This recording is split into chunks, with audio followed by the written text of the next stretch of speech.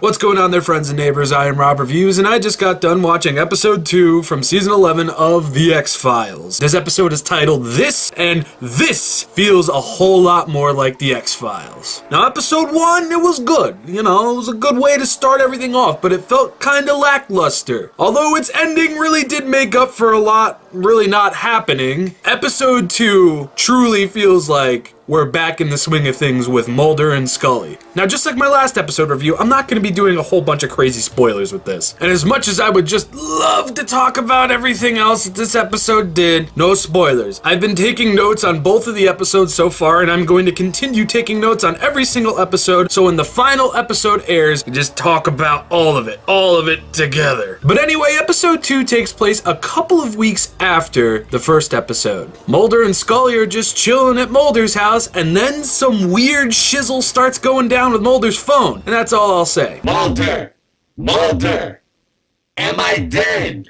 Do you know if I'm dead? I'd really like to know. I left a corn muffin back in my toaster oven in 2002, and I just need to know that my house didn't burn down. Mulder,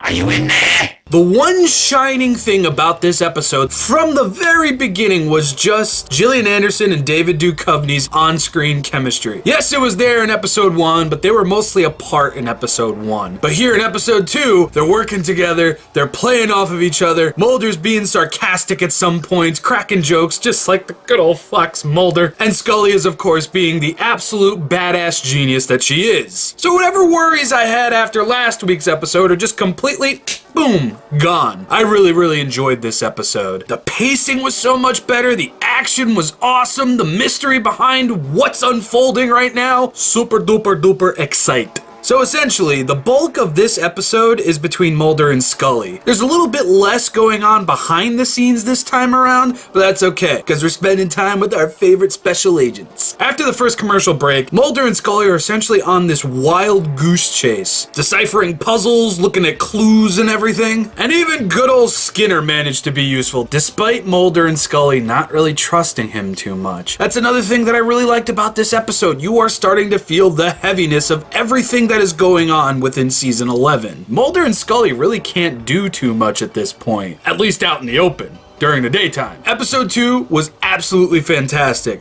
Like I said before, the action, the mystery, the suspense, the Mulder jokes. It was great. I felt like I was actually watching an X-Files episode. Oh man, I really just want to get into spoilers. All that I will reveal about the nucleus of this episode is...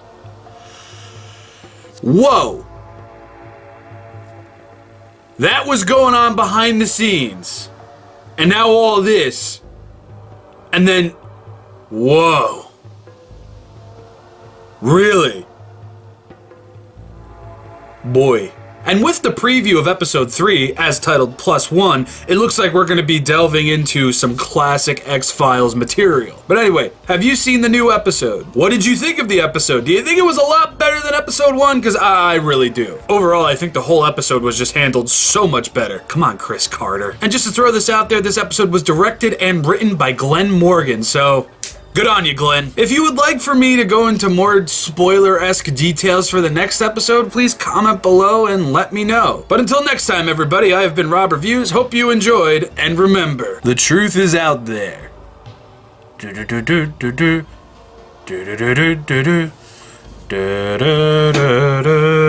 Rob from the future here to say some things I forgot to say. I love that this episode opened up with a big action scene as soundtracked by the Ramones. Like, boy, what the fuck? That was awesome. And I mean, it was in the commercial, so me saying this, I'm not spoiling anything, but it was great to see Langley, one of the prestigious lone gunmen, on screen again, even though it wasn't technically him. And before we get to the end screen, my rating for episode 2, as titled This, is a 5 out of 5. Hope you enjoyed, everybody. See you all soon.